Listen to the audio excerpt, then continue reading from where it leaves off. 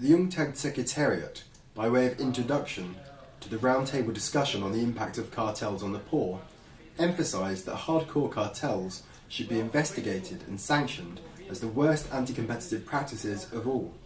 However, it appeared that little had been done by young competition authorities because of the difficulties of finding evidence and the lack of international cooperation. The first panellist to contribute to the discussion, Professor Eleanor Fox of New York University, pondered the existence of a real pro-poorer competition perspective.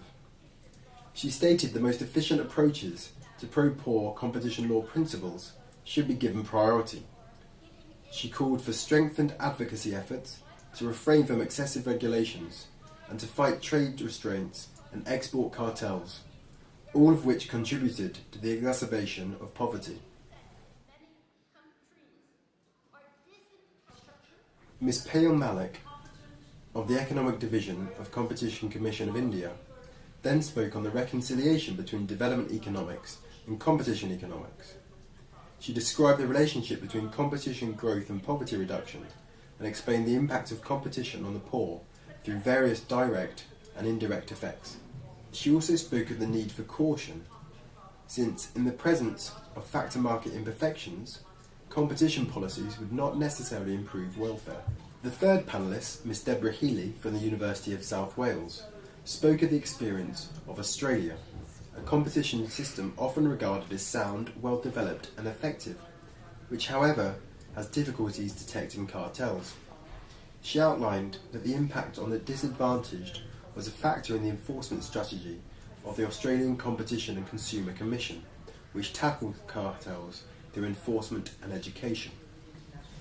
In the discussions following panellist contributions, it was suggested that although poverty reduction was not a primary goal of competition authorities, they could take the poor into account by targeting essential sectors such as food, generic drugs and import cartels. As a panellist for the roundtable on priority setting and resource allocation as a tool for agency effectiveness, Mr. Francisco Marcos, Professor of Law at Madrid Business School, discussed the challenges faced by young competition agencies, in particular the constraints of a lack of a robust competition culture, the balance between advocacy and enforcement, and the link between staff retention and an agency's reputation and working conditions. Mr. Yanis Rako, Executive Director at the Competition Council of Latvia, said that different national situations called for different priorities, although achieving independence and pushing forward important cases to show effectiveness in enforcement should be a priority for all agencies. Ms. Silvana Aquilina Zara, Director General of the Office of Competition of the Competition and Consumer Affairs Authority of Malta, gave examples from her jurisdiction of how changes to legal and institutional frameworks could have an impact on the way priorities were established. Mr. Mohamed Messi, Chair of the Competition Commission of Indonesia, spoke of the Commission's formulation of 5-year strategic plans identifying priority sectors for their impact on public welfare.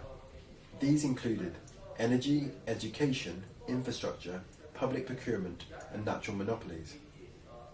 The Commission paid special attention to independence, due process, accountability, impact and post-evaluation. Mr. Felipe Irarrázaval, National Economic Prosecutor of Chile, spoke of the advantages of reducing caseloads. This led to a selection of cheaper, more efficient tools, higher success rates, a greater impact, and a growing positive opinion from the press. On a similar note, Mr. Russell Dampoff, Associate Director of International Affairs Department of the United States Federal Trade Commission, said that a scenario where a case handler's performance was judged by the number of cases identified should be avoided. He emphasised the importance of the selection of good cases, that is, qualitative criteria over quantitative criteria.